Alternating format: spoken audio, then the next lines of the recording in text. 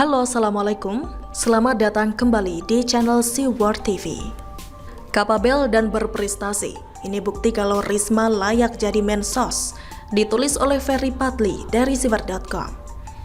Tidak berlebihan kalau ada yang mengatakan penghancur pria itu ada 3, yakni harta, tahta, dan wanita.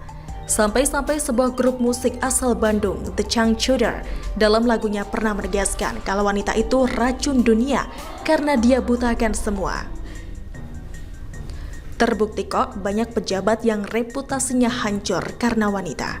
Mulai dari Bupati Katingan Kalteng, Yating Lee yang selingkuh dengan istri seorang anggota Polri.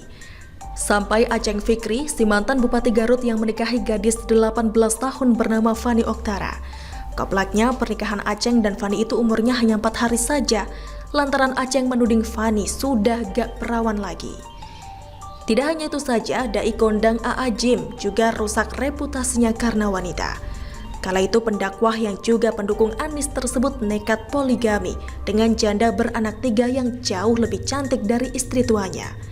Tidak pelak, karena perbuatannya nikah lagi tersebut, aktivis kunjungan di pondok pesantren yang ia dirikan, Darut Tauhid, berkurang hingga 70%.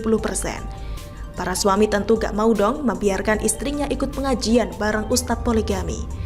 Nanti istrinya pula yang diperistri oleh Abdullah Jimnastiar. Akibatnya, penghasilan pondok pesantren yang berlokasi di kota Bandung itu pun turun secara drastis, hingga manajemen Darut Tauhid terpaksa harus mem-PHK sebagian karyawannya. Begitupun dengan harta, tidak sedikit pejabat kita rusak karenanya. Bahkan tidak hanya orang, partai pun bisa rusak karena harta. Kita ambil contoh saja Partai Demokrat, yang kadernya banyak banget yang korupsi alias gila harta. Sekarang nasib partai berlambang bintang Mercy itu terjatuh dan tidak bisa bangkit lagi. Segala cara dilakukan oleh sang ketum, AHY, untuk membalikan kepercayaan masyarakat. Tapi sayangnya, masyarakat sudah kadung kecewa. Di antaranya yang juga rusak karena harta ini, yang saat ini lagi hangat-hangatnya dibicarakan adalah Menteri Sosial Juliari Batubara. Kita tahu sendiri bahwa si Juliari ini tergoda oleh Kita tahu sendiri bahwa si Juliari ini tergoda oleh manisnya dana bansos, hingga ia mengkorupsikan sebagiannya, yakni Rp10.000 per paket sembako yang diberikan kepada warga miskin tersebut. Kini mantan anggota dewan itu sudah diciduk KPK. Ia sudah meringkuk cantik di ruang tahanan milik lembaga anti rasuah tersebut. Akibatnya sekarang Kementerian Sosial tidak punya menteri, hanya diisi oleh pejabat sementara saja, yakni oleh Muhadjir Effendi. Pertanyaannya, apakah Kemensos akan berjalan efektif pasca diketuai oleh Muhadjir tersebut? Tidak, Ferguso, karena dia juga menjabat sebagai Menko PMK, jadi banyak yang diurus. Selain itu, dengan status PJS-nya itu tentu tidak bisa membuat atau mengeluarkan kebijakan strategis. Untuk itu, Kementerian Sosial mesti punya mensos definitif dalam waktu dekat. Jika memang begitu, lantas siapa yang paling layak untuk menduduki kursi menteri di kementerian yang mengurusi masalah kesejahteraan rakyat tersebut? Apakah Haikal Hasan Baras sang motivator? Tidak. Ataukah Novel Bamukmin sang Habib palsu? Tidak pula. Dia adalah si wali kota Surabaya saat ini, Tri Risma Harini. Pertanyaannya, kenapa mesti Risma? Pertama, tentu melihat dari track recordnya. Risma merupakan wali kota perempuan pertama di Indonesia yang berkali-kali masuk nominasi pemimpin terbaik di dunia.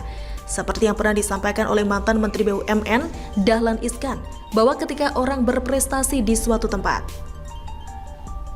kemudian dipindahkan ke tempat lain, maka kecenderungannya untuk berprestasi pula jauh lebih besar. Karena prestasi itu bukan soal lingkungan, melainkan lahir dari diri sendiri serta dari kebiasaan. Saat memimpin Surabaya, Risma tidak henti-hentinya mendapatkan penghargaan.